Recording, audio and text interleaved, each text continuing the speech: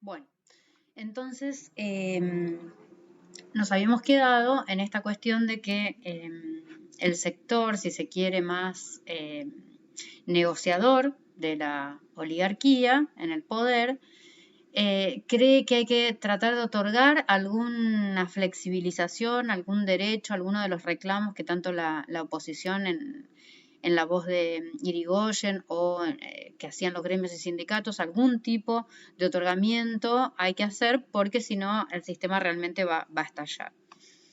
Y esto se produce durante la presidencia de Sáenz Peña.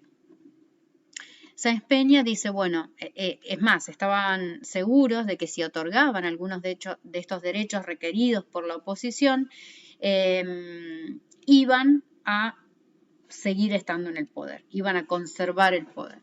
Digamos que solo se trataba de otorgar alguna concesión para seguir estando en el poder. Digo que es una observación desacertada porque lo cierto es que cuando se lleva adelante la ley Sáenz Peña, no puse el PowerPoint, cuando se lleva adelante la ley Sáenz Peña, que fue en 1912, las próximas elecciones que se van a dar, que van a ser en 1916, las gana la Unión Cívica Radical. Bien, entonces habíamos hablado un poquito en el video anterior de cuáles son las reformas más importantes que la ley Sáenz Peña provoca y ustedes también las van a investigar un poco. Y ahora vamos a ver las consecuencias de lo que fue básicamente la aplicación de la ley Sáenz Peña.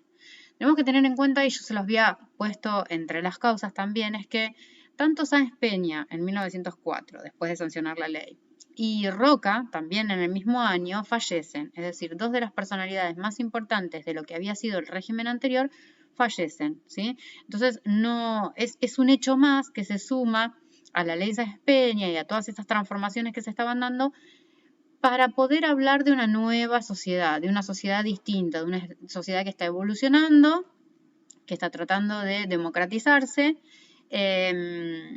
y que de a poco ¿sí? El pueblo va ganando ciertas concesiones, ¿no? Entonces, yo acá les puse algunas de las características. La ley Sáenz Peña lo que va a acarrear entonces es el fin del monopolio político de la oligarquía, ¿sí? Acá puse mal el año, lo vamos a corregir, 1912.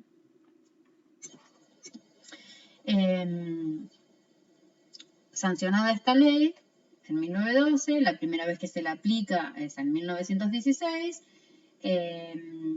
La oligarquía hace una mala lectura del escenario político y en vez de ganar las elecciones lo pierde y las gana la Unión Cívica Radical, ¿sí?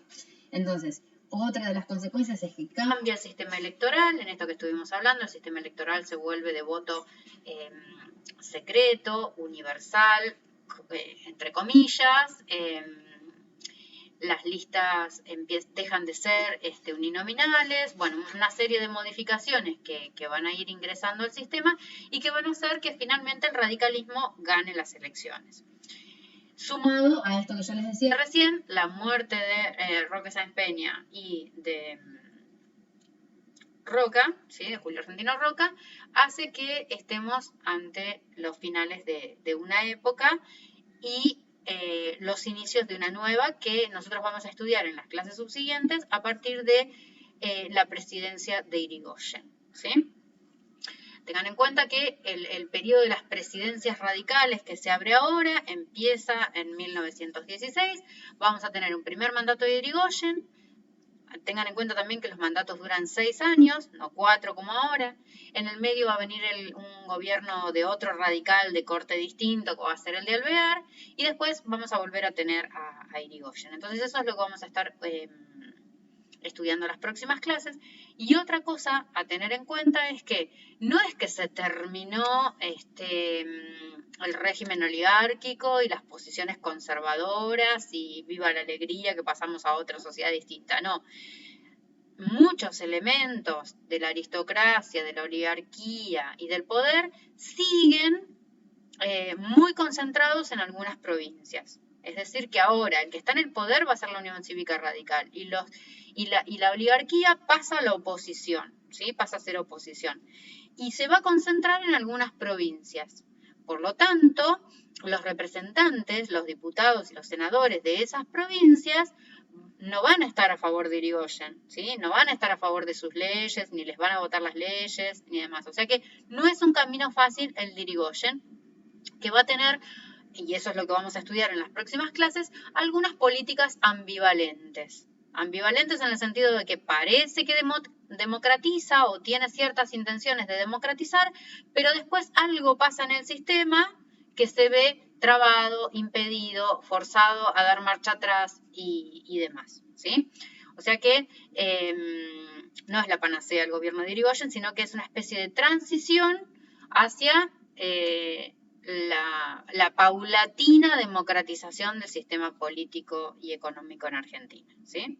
Así que bueno, espero que este videíto y este PowerPoint y la guía les resulte fácil para abordar lo que fue la ley Sáenz Peña y la llegada de Irigoyen al poder o de la Unión Cívica Radical al poder, que es lo que estamos viendo ahora. Bueno, les mando un beso y hasta el viernes que viene.